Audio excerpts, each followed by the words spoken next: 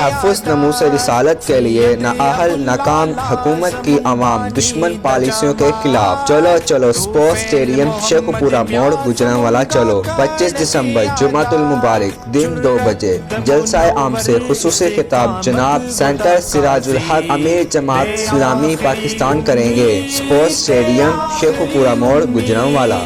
دے آخری امید صرف جماعت اسلامی، دے آخری امید صرف جماعت اسلامی۔ بسم اللہ الرحمن الرحیم۔ السلام علیکم ناظرین، میں ہوں اکبر علی بٹی اور آپ دیکھ رہے ہیں QS TV۔ ناظرین، آج ہمارے ساتھ موجود ہیں جماعت اسلامی کے سابق امیر ڈسٹرکٹ گجرانوالا اور صوبائی شورا کے رکن جناب ڈاکٹر عبید اللہ گوہر صاحب۔ ڈاکٹر عبید اللہ گوہر کا شمار پاکستان کے چند ایسے سیاستدانوں میں شمار ہوتا ہے جن پر ہمیشہ عوام فخر کرتے ہیں، کیونکہ یہ بااخلاق عوام دوست انسان بھی ہیں۔ ناظرین، میں آپ اور ڈاکٹر عبید اللہ کے درمیان زیادہ حائل نہیں ہونا چاہوں گا، تو آئیے ناظرین ہم اپنی ڈاکٹر عبید اللہ صاحب سے باقاعدہ گفتگو کا آغاز کرتے ہیں۔ السلام علیکم جی ڈاکٹر صاحب۔ وعلیکم السلام۔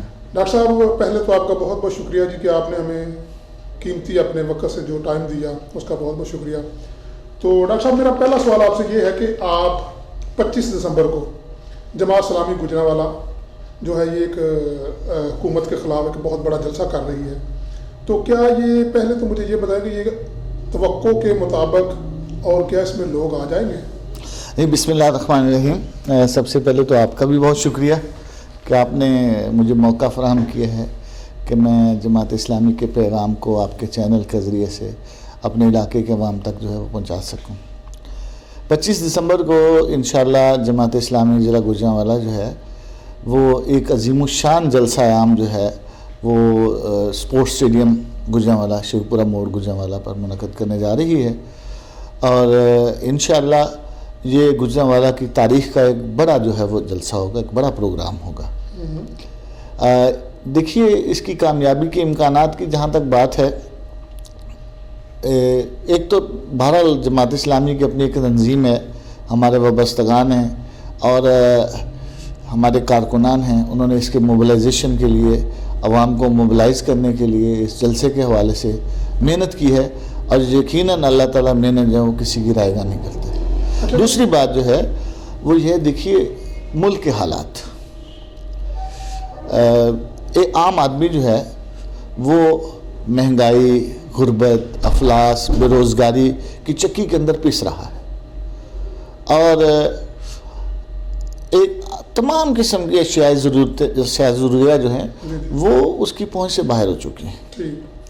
ایک امید کے ساتھ ایک امید دلائی گئی، بنائی گئی، ایک جو ہے وہ تصوراتی میں سمجھتا ہوں ماحول بنایا گیا کہ ایک نیا پاکستان بنے گا، لیکن آج 30 مہینے گزر جانے کے باوجود وہ نئے پاکستان خواب جو ہے وہ پورا نہیں ہو سکا۔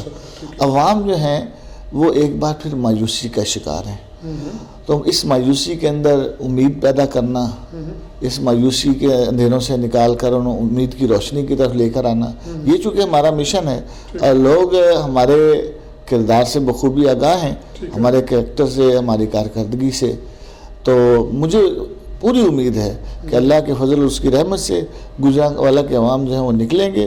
ماضی میں بھی ہم نے بڑے بڑے پروگرامات کیے ہیں، بڑے بڑے آپ کے دور میں بھی ایک بہت بڑا جلسہ ہوا تھا، بلکہ وہ تاریخ کا گجرانوالا میں جماعت اسلامی کا سب سے بڑا جلسہ تھا، جی ایک بڑا جلسہ تھا جی، غالباً شیرانوالا باغ میں ہوا تھا، مطلب جی ٹی روڈ کے اوپر ہوا تھا، بہت بڑا جلسہ ہوا تھا۔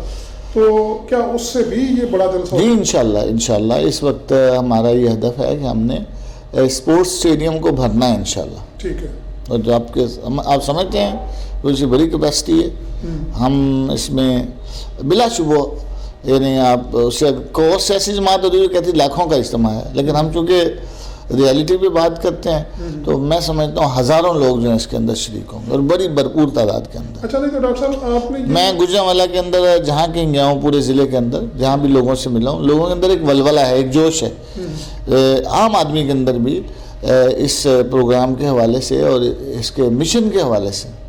ایک ولولہ اور جوش موجود ہے. یہ پہلے تو آپ کا میرا خیال ہے کہ اسی طرح روڈ کے اوپر کرنے کا پروگرام تھا, پھر اندر کیوں چلے گیا اسٹیڈیم کے؟ نہیں, روڈ پہ تو ہمارا پروگرام نہیں تھا. ہم چونکہ ایک بڑا پروگرام آرگنائز پروگرام کرنا چاہ رہے تھے, ہم نے اس لیے ہم نے اسٹیڈیم کے اندر جو ہے وہ کرنے کا فیصلہ کیا ہے. کرونا کی وبا ہے, ایس او پیز کے حوالے سے اسٹیڈیم میں زیادہ بہتر مینیج ہو سکے گا. جی ٹی روڈ پہ جو ہے ہجوم کو, رش کو کنٹرول کرنا ذرا مشکل ہوتا ہے. ٹھیک ہے. اچھا جی, جماعت اسلامی حکومت کے خلاف یہ جو پاور شو کرنے جا رہی ہے, اس کے اصل میں ذرا ہمارے ناظرین کو مقاصد بتا دیجیے. دیکھیے بھٹی صاحب, میں جیسے عرض کر چکا کہ یہ ملک جو ہے 70 سال سے زائد جو ہے عرصہ ہو گیا ہے, اب تو یعنی 73 برس گزرے ہیں. ملک جو ہے ایک اسلامی فلاحی ریاست بننا تھا, لیکن بدقسمتی سے قائد اعظم کی جیب میں موجود جو کھوٹے سکے تھے, جن کو انہوں نے خود کھوٹے سکے کہا تھا, ان کا اس ملک کے اندر راج رہا. عوام کے مسائل سے, قوم کے مسائل سے, ملک کے مسائل سے ان کو کوئی تعرض نہیں رہا. وہ نام نہاد جمہوری حکومتیں تھیں یا آمریتیں تھیں, فوجی آمریتیں تھیں, وہ عوام کی حقیقی نمائندہ نہیں تھی.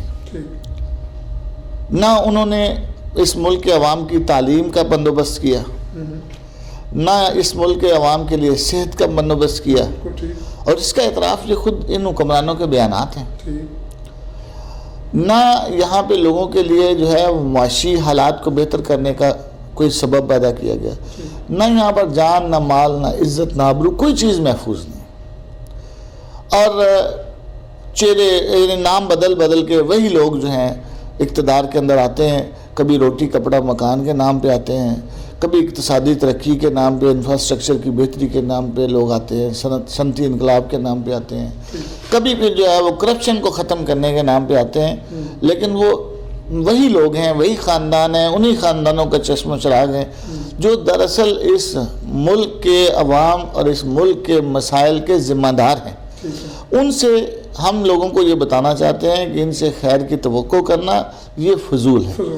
ہم ان کو ہمارا کردار ان کے سامنے ہے, ہم ان کو اپنا کردار پیش کرتے ہیں, ان کو ہم اپنا منشور پیش کرتے ہیں, اور پھر ہم منشور پر عمل کرنے والے ہیں. ماضی میں جہاں ہمارے لوگوں کو موقع ملا انہیں اس کو ثابت کیا. ڈاکٹر صاحب, آپ اس وقت مجھے یہ بتائیے, جماعت اسلامی ایک واحد پاکستان کی ایسی جماعت ہے جو نظریاتی جماعت ہے, جس کے لوگ آج بھی اس کو بہت زیادہ پیار, بلکہ کارکن یا رکن ہی نہیں, عام لوگ جو ہیں نا وہ بھی یہ سمجھتے ہیں کہ یہ بہت اچھی نظریاتی جماعت ہے, سیاسی جماعت ہے, اس سے کسی کو نقصان نہیں ہو سکتا. لیکن جب بھی الیکشن میں ووٹ کا سلسلہ آتا ہے تو ووٹ اس طرح نہیں ڈرتے جس طرح اس کی تعریف کی جاتی ہے, یا جس طرح اس کو, اس کی کیا وجہ ہے؟ اصل میں دیکھیے, میں آپ کو ایک بات عرض کروں, ہمارے ملک کا سیاسی نظام جو ہے ایک آزاد سیاسی نظام نہیں ہے, ایک آزاد جمہوری نظام نہیں ہے. ٹھیک ہے. یہ کنٹرولڈ سسٹم ہے.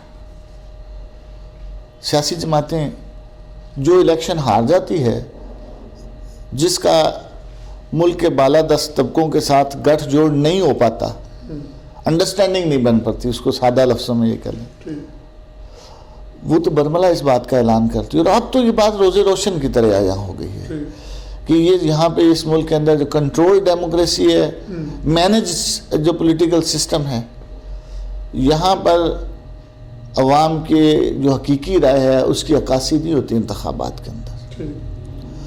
تو جب تک اس ملک کے اندر یہ کنٹرول ڈیموکریسی رہے گی, اس وقت تک ظاہر ہے حقیقی جو لوگوں کی رائے ہے اس کی عکاسی نہیں ہو پائے گی, ساری چیزیں مینوور کی جاتی رہیں گی. تو اس کا یقیناً نتیجہ یہی ہوگا کہ ہم ظاہر ہے اسٹیبلشمنٹ کے پروردہ نہیں ہیں, اس کے پسندیدہ نہیں ہیں. وہ کس طرح سے برداشت کریں گے؟ جو لوگ بالادست طبقات ہیں وہ کیسے برداشت کریں گے کہ ان کی جو لوٹ کھسوٹ ہے اور ان کی جو مار دھاڑ ہے اور ان کی جو بالادستی ہے وہ چیلنج ہو؟ اس کا مطلب تو یہ ہے کہ یہ ایک خاص مخصوص طبقہ ہے جو اس کو اچھی طرح جس نام پہ پاکستان بنایا گیا, لیا گیا, وہ چیزیں نظر نہیں آ رہی. وہ یہ ایک خاص مافیا سمجھ لیں یا خاص طبقہ سمجھ لیں جو اس کو اثر سمت پر نہیں آنے دے رہا. دیکھیے یہ تو بالکل طے شدہ سی بات ہے، جو لوگ بالادست طبقات ہیں وہ یہ برداشت نہیں کر پاتے، ٹھیک ہے، اور اسی وجہ سے عوام کی حقیقی رائے جو ہے الیکشن کے اندر اس کی عکاسی نہیں ہوتی۔ ٹھیک ہے، اگر کنٹرول ڈیموکریسی نہ ہو، ایسا تو نہیں ہے کہ جماعت اسلامی نے دیکھیں ابھی بالکل حالیہ تاریخ میں، یعنی 2002 کے انتخابات کے اندر ایم ایم اے نے یعنی جس کے اندر جماعت اسلامی ایک میجر پارٹنر تھی، اس نے بہرحال ایک شاندار کامیابی حاصل کی تھی، اور قدم ایم ایم اے کے اور جماعت اسلامی کے آگے بڑھ رہے تھے، لیکن پھر سازشیں شروع ہوئیں اور جو دینی مذہبی جماعتوں کا جو اتحاد تھا اسے توڑا گیا، ٹھیک ہے، اور پھر ظاہر اس تقسیم شدہ رائے کے اندر پھر اپنی پسند کے لوگوں کو آگے لایا گیا۔ اچھا ڈاکٹر صاحب، مجھے نا وہ دینی جماعتوں کا جو ایک اکٹھ ہوا تھا بہت ہی اچھا ہوا تھا، لیکن 5 سال گزارنے کے باوجود بھی دینی جماعتوں نے وہ رزلٹ نہ دیا جو ہمیں ملنا چاہیے تھا، اس کی کیا وجہ تھی؟ ان کو موقع بھی ملا؟ نہیں، آپ کیسے کہہ سکتے ہیں؟ دیکھیں اصل بات یہ ہے، میں آپ کو ایک بات بتاؤں، اس وقت جو صورتحال ہے، ایک چیز طے کر لی جاتی ہے اور اس کو ایک نیریٹو بنا دیا جاتا ہے، بیانیہ بنا دیا جاتا ہے، اور پھر اس پر اتنا جھوٹ بولا جاتا ہے، اتنا جھوٹ بولا جاتا ہے کہ لوگ اس جھوٹ کو سچ سمجھنا شروع ہو جاتے ہیں۔ ایم ایم اے نے اگر کے پی کے میں 5 سال حکومت کی ہے تو مجھے بتائیں 5 ہمارے وزیر تھے جماعت اسلامی کے، سینئر منسٹر تھے اور 4 اور منسٹر تھے، کیا انہوں نے وہاں پہ ڈیلیور نہیں کیا؟ انہوں نے 5 سال کام کیا، ان پہ مجھے بتائیں کوئی نیب کا کوئی مقدمہ ہے ان پہ؟ ان پہ کوئی اینٹی کرپشن کا پرچہ ہے؟ بالکل نہیں ہے۔ ان کے لیے کوئی ایسی انکوائری سامنے آتی ہے جس میں یہ ظاہر ہو رہا ہو کہ انہوں نے کوئی لوٹ مار کی تھی؟ عوام کا حق، عوام کا مال، عوام کا پیسہ عوام پر خرچ کیا۔ جتنے کام، ترقیاتی کام جو ہیں، جتنے تعلیمی ادارے، جتنے ہاسپٹلز ایم ایم اے کے دور میں کے پی کے اندر بنے ہیں، میرا خیال ہے کسی اور دور میں نہیں بنے، لیکن چونکہ یہ ایک ایسا نیریٹو تھا جو بالادست طبقوں کو قبول نہیں تھا، اس لیے اس کو ہائی لائٹ نہیں ہونے دیا گیا۔ آپ لاکھوں کا پروگرام، آپ دیکھیں، آپ تو میڈیا پرسن ہیں، آپ لاکھوں کا پروگرام کرتے ہیں، میڈیا میں بعض اوقات اسے 7 سیکنڈ کی جھلک نہیں ملتی، لیکن آپ 100 آدمی کا پروگرام کرتے ہیں اور بعض اوقات اسے میڈیا لائیو دکھا رہا ہوتا ہے اور گھنٹوں دکھا رہا ہوتا ہے۔ یہ اس کے اپنے سیٹ پرائرٹیز ہیں، کون سیٹ کرتا ہے یہ آپ کو زیادہ پتہ ہے، میں اس بارے میں کچھ کہنا نہیں چاہوں گا۔ اچھا ڈاکٹر صاحب، جماعت اسلامی نے جیسا کہ پاکستان کی تمام اپوزیشن کی جو جماعتیں ہیں وہ پاکستان ڈیموکریٹک کی صورت میں جو ہے وہ اکٹھی ہو گئی، جماعت اسلامی نے اس میں شمولیت کیوں نہیں کی؟ اکثر سوال دوست مجھ سے پوچھتے ہیں۔ دیکھیں، ہم سمجھتے ہیں کہ ایک ہی چہرے کے 2 رخ ہیں، پی ٹی آئی ہو یا پی ڈی ایم ہو، وہی لوگ ہیں جو گزشتہ 7 دہائیوں سے اس ملک اور اس ملک کے عوام کے مسائل کے ذمہ دار ہیں۔ آج پھر ہم انہی سے امید وابستہ کر لیں، یہ بار بار دھوکہ دینے والے عناصر جو ہیں ان کے ساتھ ایک بار پھر مل جائیں۔ ضرورت اس امر کی ہے کہ قوم کو یہ بتایا جائے کہ مسلسل آپ کے ساتھ دھوکہ ہوتا رہا ہے، اس لیے کہ آپ نے کھرے اور کھوٹے کی پہچان نہیں کی۔ ٹھیک ہے، دیکھیے نا، جتنے لوگ آج آپ کو اسمبلیوں کے اندر نظر آتے ہیں جو اس سے پی ٹی آئی کا حصہ ہیں، وہ کل تک پیپلز پارٹی، مسلم لیگ نون اور مسلم لیگ قائد اعظم کا حصہ تھا۔ آج وہ، یعنی دراصل تو وہ اقتدار لیگ کے لوگ تھے، اور جو اپوزیشن میں وہ لوگ ہیں جن کو اس دفعہ حصہ نہیں مل سکا، لیکن ماضی کے اندر وہ اقتدار کے مزے لوٹتے رہے، لیکن اس ملک کے عوام کے لیے انہوں نے کچھ نہیں کیا۔ تو ہم اس سمجھتے ہیں کہ جماعت اسلامی ہے جو اس ملک کے عوام کے لیے کچھ کر سکتی ہے، اس ملک کے عوام کی قسمت کو تبدیل کر سکتی ہے۔ ہمارے پاس ایک ٹیم ہے جس نے اپنا کریکٹر پیش کیا، اور یہ ٹیم عام لوگوں میں سے ہے، عوام میں سے ہے، خاص کی ٹیم نہیں ہے، اسی عوام میں سے ہے، اس نے اپنا جو ہے وہ ماضی کے اندر اپنا کردار پیش کیا ہے. ٹھیک ہے. ہمارے یہاں پہ دیکھیے میٹروپولیٹن کارپوریشن کے میئر رہے ہیں کراچی کے اندر, عبدالستار افغانی صاحب رہے ہیں, نعمت اللہ ایڈوکیٹ رہے ہیں, ڈیلیور کیا انہوں نے, ساری دنیا نے اس کو مانا ہے. ہمارے ایم این ایز رہے ہیں, ایم پی ایز رہے ہیں, سینیٹر رہے ہیں, ضلع ناظم رہے ہیں, تحصیل ناظمین رہے ہیں, ڈیلیور کیا انہوں نے اور اپنا کردار پیش کیا ہے. محض صرف یہ نہیں ہے کہ کردار پیش کیا ہے بلکہ ڈیلیور بھی کیا ہے. کراچی میں تو آج بھی پوزیشن جماعت اسلامی کی اور بھی جگہ پہ دیکھیں نا, ہمارے لوگ کوئی 200 کے قریب ایسے لوگ ہیں جو مختلف ادوار کے اندر ایم این ایز رہے ہیں, ایم پی ایز رہے ہیں, سینیٹرز رہے ہیں. انہوں نے اپنی صلاحیتوں کو لوہا منوایا ہے. اگر 1973 کے دستور کی تدوین ہو تو آپ دیکھ سکتے ہیں کہ اس کے اندر کتنا بڑا کردار ہے جماعت اسلامی. ہمارے لوگ تو 4 ہی تھے لیکن اس دستور کی تدوین میں جماعت اسلامی کے لوگوں کا کتنا بھرپور کردار ہے. بعد کے اندر بھی دیکھیے جب بھی اس ملک کے اندر جمہوری جدوجہد کی بات ہوئی ہے تو ہمارے لوگوں نے اس کے اندر حصہ ڈالا ہے. تو ہمارا ایک کردار ہے, ہم اس کردار کو پیش کر کے لوگوں کو یہ کہتے ہیں کہ کھرے اور کھوٹے کی پہچان کرو. اچھا جی, اسی ضمن میں یہ جو جلسہ ہوا لاہور میں پی ڈی ایم کا, تو اپوزیشن نے استعفے دینے کی ایک دھمکی چلا دی ہے, بلکہ وہ اپنے جو لیڈران ہیں جماعتوں کے ان کو استعفے دیے بھی جا رہے ہیں. کچھ سے میری گفتگو بھی ہوئی, انہوں نے بتایا کہ ہم نے پیش کر دیے ہوئے ہیں. تو کیا یہ جو استعفے دینے والا معاملہ, اگر یہ استعفے دے رہے تھے تو اس سے کیا فرق پڑے گا گورنمنٹ کو؟ دیکھیے ہم تو یہ تو ایک جنرل سوال ہو گیا نا. میں آپ کے چینل کی وساطت سے ایک دفعہ پھر بہرحال سب سے پہلے تو گوجرانوالہ کے عوام سے یہ درخواست کروں گا کہ وہ 25 دسمبر کو اسپورٹس اسٹیڈیم کے جلسہ عام میں شریک ہوں.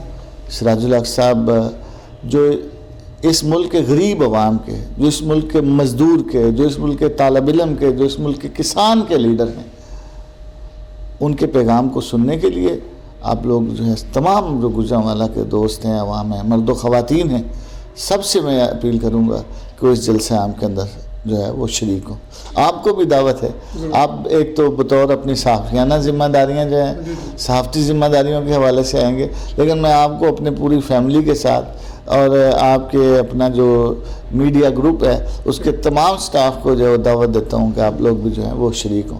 اب آپ نے بات کی ہے استعفوں کی. دیکھیں سیاسی جدوجہد کے یہ مرحلے ہیں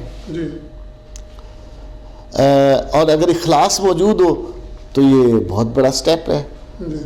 لیکن اب میں نیتوں پہ شک تو نہیں کرنا چاہتا, لیکن جو ماضی سامنے آتا ہے مجھے تو یہ لگتا ہے کہ یہ ایک جو ہے وہ دباؤ ڈالنے کا ایک حربہ ہے, اس سے زیادہ کچھ نہیں ہے. ان لوگوں کے مفاد انہی کرسیوں کے ساتھ جڑے ہوئے ہیں. ان کرسیوں کی اتنی آسانی, جب تک نئی کرسی ملنے کا کہیں سے یقین دہانی یا کوئی اشارہ نہ ملے میں تو ان تلوں میں تیل نہیں پاتا. بالکل صحیح. یعنی آپ کا مت کہنا کہ مطلب یہ کہ استعفے نہیں ہوں گے. اب مجھے تو یہی لگتا ہے. اچھا, لیکن اگر انہیں کوئی پیچھے سے سگنل ہو کہیں سے تو پھر ہو بھی سکتا ہے. ہو بھی سکتا ہے. ٹھیک ہے. اچھا جی, کہیں سے بھی ڈاکٹر عبید اللہ صاحب کی جو کردار ہے وہ پوچھا جائے یا ان کی جو اخلاق ہے وہ پوچھے جاؤں تو کسی بھی پارٹی کے بندے سے, کسی بھی سیاسی شخصیت سے, کسی بھی M N A M P سے پوچھا جائے تو وہ کہتے ہیں کہ جی ڈاکٹر عبید اللہ صاحب انتہائی اچھے اور پرخلوص آدمی ہیں, ان جیسا کوئی بندہ ہمارے حلقہ میں ہے ہی نہیں ہے. لیکن جب بھی الیکشن میں ووٹ کا مسئلہ ہوتا ہے لوگوں کو کیوں نہیں سمجھ آ رہی, اس کی کیا وجہ ہے؟ یا آپ ان کو ان تک یہ پیغام نہیں پہنچا سکتے, کیا وجہ ہے؟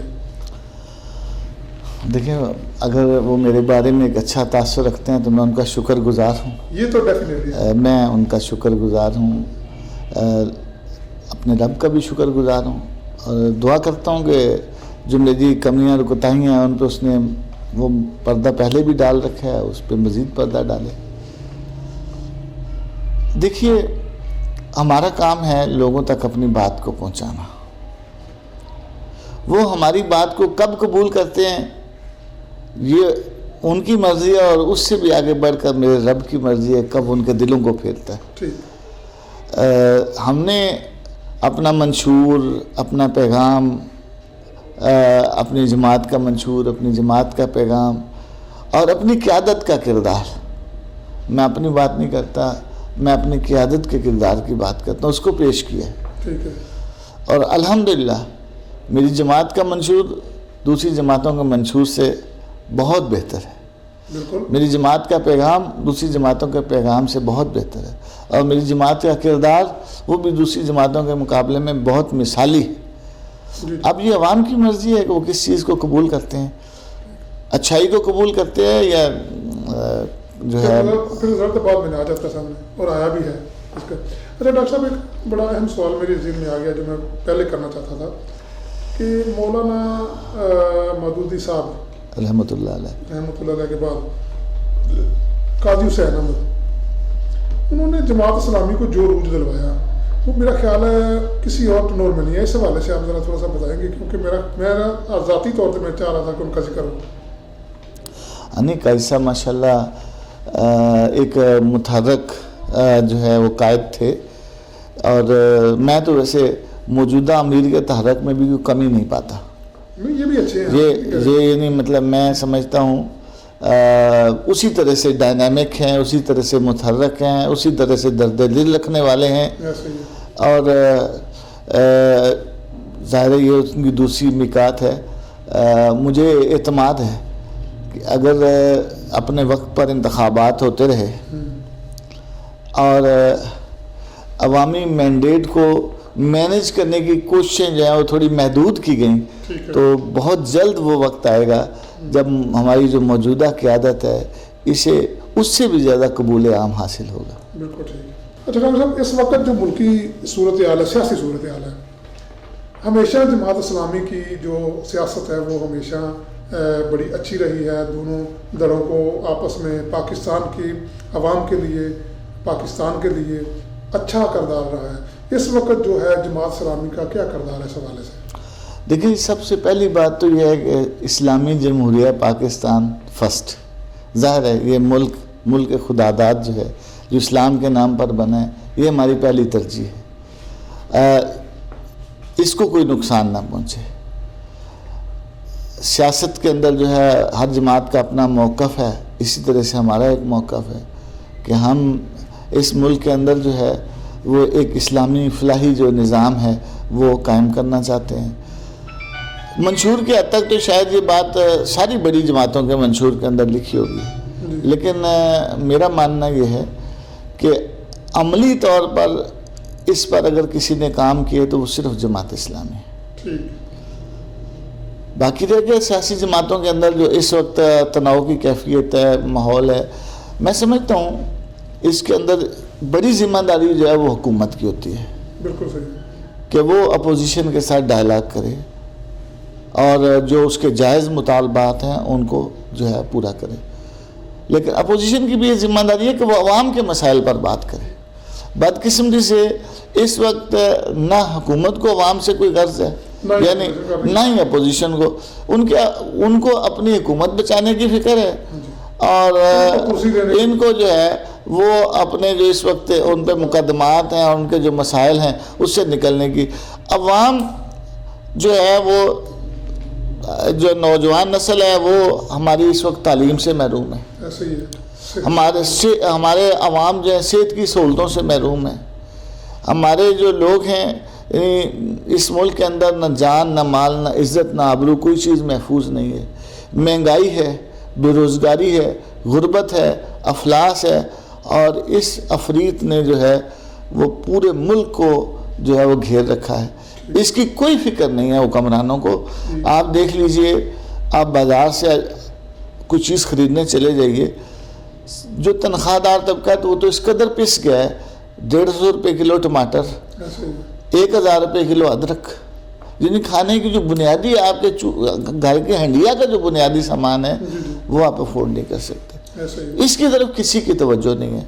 گیس ہے تو اس وقت یعنی ملک کے اندر سردی ہے تو گیس کا بحران شدت اختیار کر چکا ہے. CNG اسٹیشن ہے تو وہ بند پڑے ہیں, گھروں کے چولہے جو ہیں وہ ٹھنڈے پڑ چکے ہیں.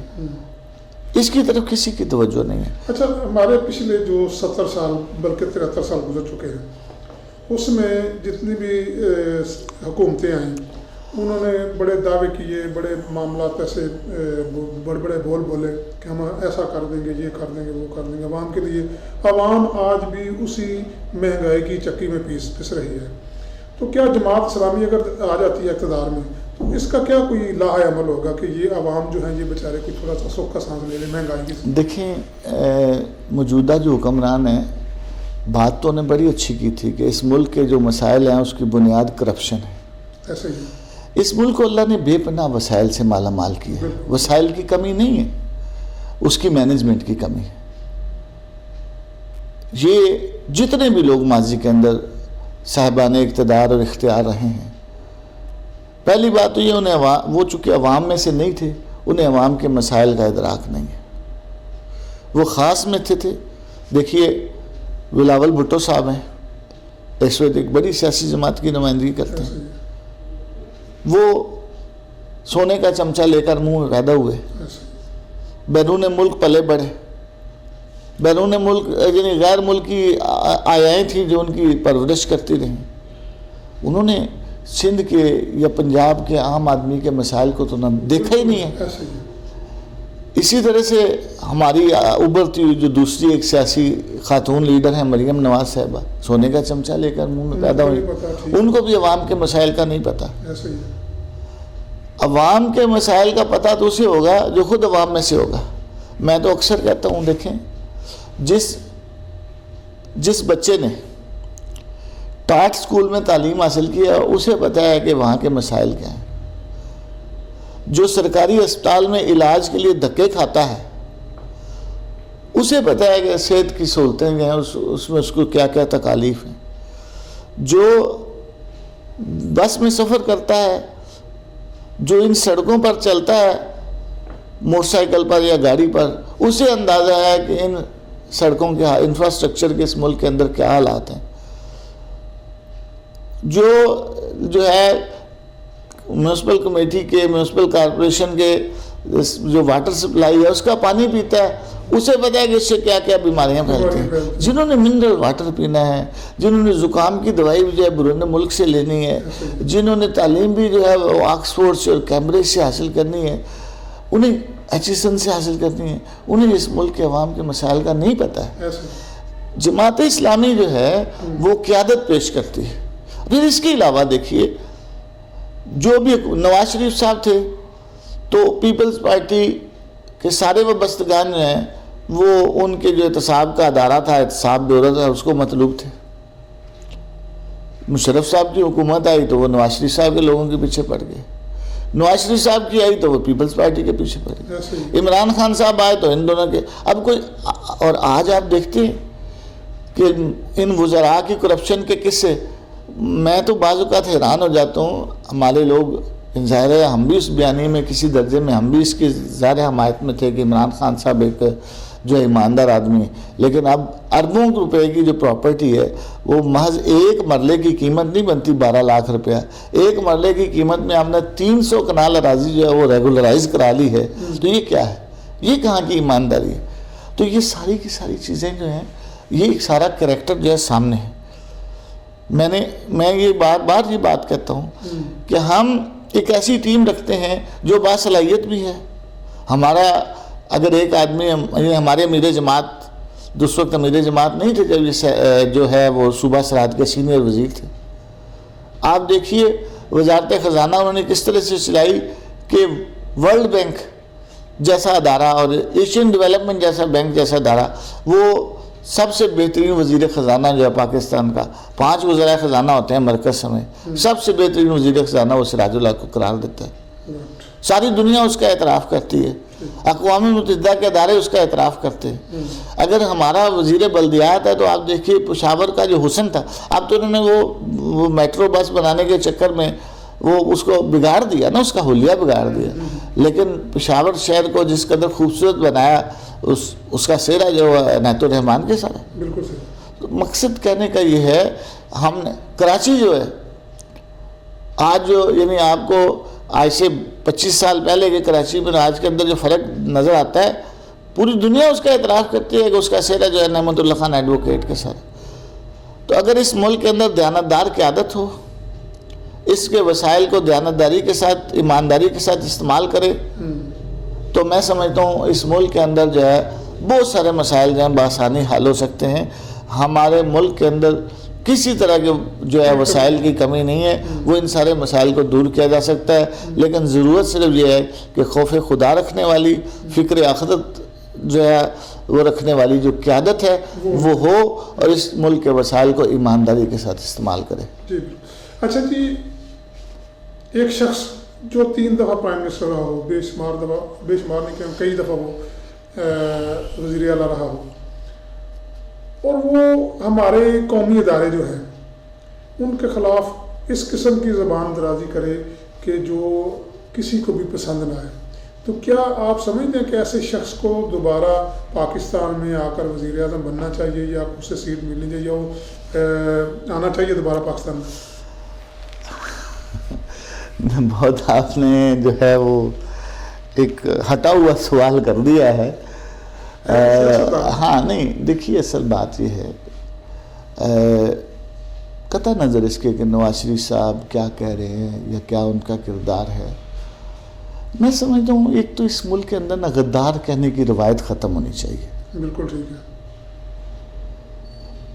انسانوں سے غلطیاں بھی ہوتی ہیں یار، یہی لوگ ان کو لائے تھے نا، ایسا ہی ہے۔ جن کو آج وہ، یعنی ان کو بھی یہ سوچنا ہے کہ جن کو آج وہ گالیاں دے رہے ہیں یہی لوگ ان کے اس وقت سرپرست تھے، اور ان کی سرپرستی میں ان کی گود میں بیٹھ کر وہ لوگ جو ہے وہ اقتدار کی کرسی پر پہنچے تھے۔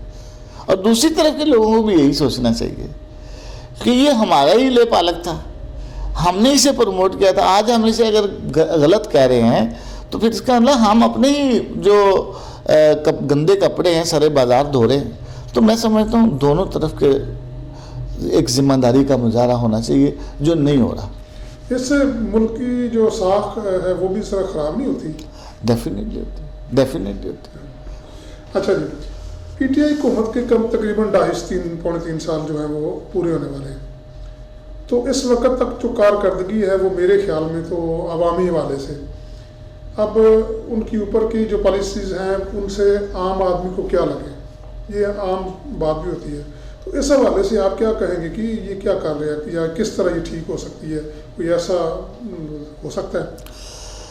دیکھیں یہ تو ایک جھوٹی امید تھی جو جوڑی گئی تھی۔ میں اکثر کہا کرتا ہوں کہ کیکر کے درخت کو کانٹے لگتے ہیں، سیب نہیں لگ سکتے۔ ایسا ہی آپ اکبر بھٹی صاحب کیکر کے درخت کے نیچے جا نماز بچھا کر بیٹھ جائیں اور آیت کریمہ کا ورد شروع کر دیں کہ یا اللہ، اور دعا مانگتے رہیں کہ یا اللہ اس کو سیب لگ جائیں، تو کیا لگ جائیں گے؟ یہ فطرت ہے۔ اور آپ جیسے دوست بھی آپ کے ساتھ بیٹھ جائیں جی جی، تو کیا اس کیکر کے درخت کے ساتھ سیب لگیں گے؟ بالکل نہیں، سیب کے لیے اللہ نے الگ فطرت کا درخت بنایا ہے، ایسا ہی ہے۔ یہ کیکر کے درخت ہیں۔ قوم نے ان سے سیبوں کی امیدیں جوڑ رکھی ہیں، نہ یہ کل پوری ہونی تھی، نہ یہ آج پوری ہونی ہے، اور نہ آنے والے کل میں پوری۔ سیب اگر چاہتے ہیں نا، آپ سیب کھانا چاہتے ہیں تو سیب کا درخت لگائیں۔ بالکل ٹھیک ہے۔ اچھا جی، نواز شریف پر پاناما کا کیس بنا، جرم ثابت ہو گیا، سزا ہو گئی، جس طرح وہ باہر چلے گئے، اس پر آپ تھوڑا سا روشنی ڈالیں گے کہ یہ کیا؟ دیکھیں جی، یہ بیسک پٹیشن تو جماعت اسلامی کی تھی پاناما پہ۔ اچھا، گڈ۔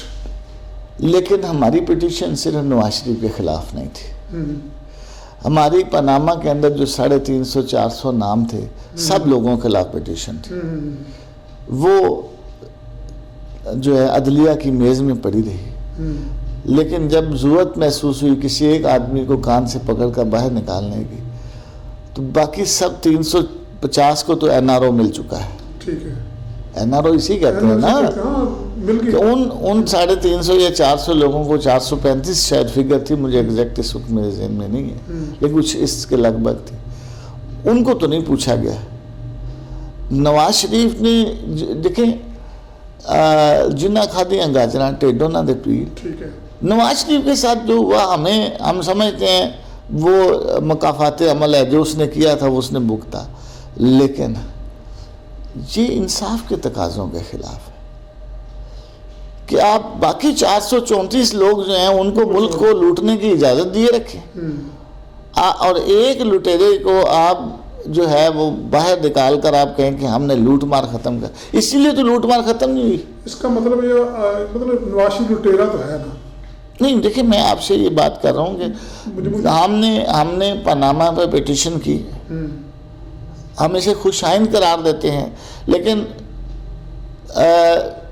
ہم اس کو سمجھتے ہیں کہ یہ خوش آئند ہے کہ اس پہ یہ فیصلہ آیا اور اسے سزا ہوئی، لیکن اسے ڈیو پروسیس آف لا اس کا موقع ملنا چاہیے.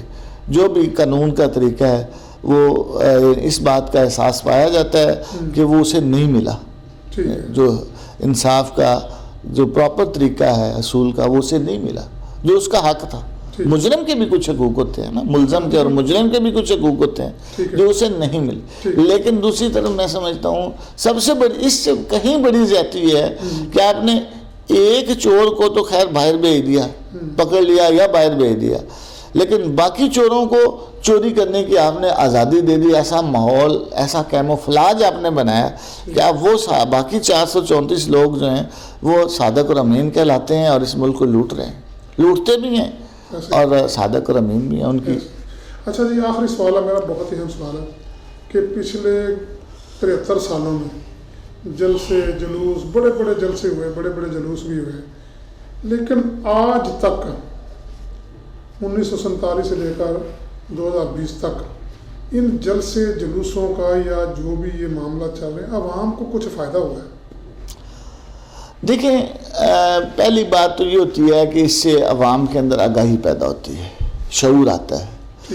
اور بٹی صاحب آپ چونکہ میڈیا کی نمائندگی کرتے ہیں، عوامی نبض پر آپ کا ہاتھ ہوتا ہے، یہ تو آپ محسوس کرتے ہیں کہ اب سیاست جو ہے اور ملک کے سیاسی معاملات جو ہیں وہ عام طور پر ٹاک آف دی ٹاؤن ہوتے ہیں، لوگ اس پہ بات کرتے ہیں. ان جلسوں اور جلوسوں کے نتیجے کے اندر اور میڈیا میں آپ کی کاوشوں کے نتیجے کے اندر اب سیاست پہ لوگ بات کرتے ہیں، ایک شعور آیا ہے، بہتر ہوا ہے. پہلی بات تو یہ. دوسری بات یہ ہے کہ دیکھیں یہ جد و جہد ہوتی ہے، اور یہ ضروری نہیں ہوتا کہ اسی دن ایک نتیجہ نکل آتا ہے. اس جد و جہد کا نتیجہ بعض اوقات فوری آتا ہے، بعض اوقات تھوڑا عرصے بعد آتا ہے، بعض اوقات بہت دیر بعد آتا ہے، اور بعض اوقات بظاہر نہیں بھی آتا، لیکن جو عوامی آگہی، شعور اور بیداری ہوتی ہے وہ بہرحال اس کا اصل رزلٹ ہوتا ہے.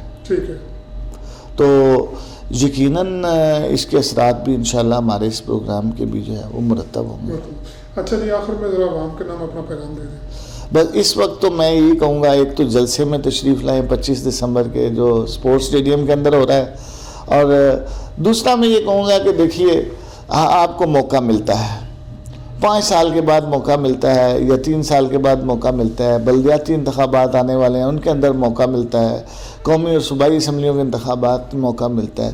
میں ایک عوام سے یہ ضرور اپیل کروں گا کہ آپ 5 سال جو ہے ہم ساری عوام پنجابی میں کہیں کہ سر تے باواں رکھیاں ہوندے نے، حال کرنے ہیں، کرلاندے رہنے ہیں، لیکن جب موقع آتا ہے ضرب لگانے کا، الیکشن کے اندر ووٹ ڈالنے کا، تو ہم کھرے اور کھوٹے کی پہچان نہیں کرتے اور ہر بار دھوکہ کھا جاتے ہیں انہی لوگوں کے ساتھ. وہ لوگ نیا نام رکھ کے، یعنی وہ ایک چہرے پہ کوئی اور چہرہ سجا کے آ جاتے ہیں اور ہم پھر انہیں سے دھوکہ کھا جاتے ہیں.